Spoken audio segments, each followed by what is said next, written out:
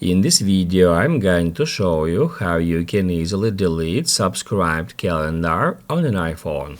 Be sure to watch the video to the very end so you don't make any mistakes. Let's get started, guys. I'm gonna show you all the process from the beginning, and first off, we need to open up Calendar app. Once it is done, tap right here at Calendars. It will show you all your calendars, including iCloud, Gmail, and some others. If we scroll down to the bottom, we can easily find all our subscribed calendars. Here I got just one calendar, which is called US Holidays. If it is check marked, it will show us all the US holidays from that calendar in our calendar application. So the first way how we can delete or hide that events from our calendar is just uncheck mark the calendar we would like to hide from the app.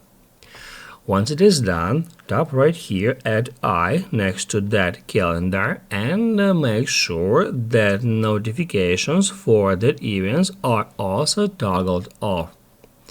Once it is done, tap at Done, and that will definitely hide all the events and notifications about that events from the calendar application.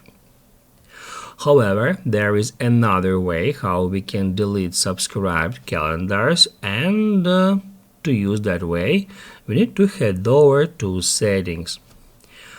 On Settings, scroll down until you find Calendar.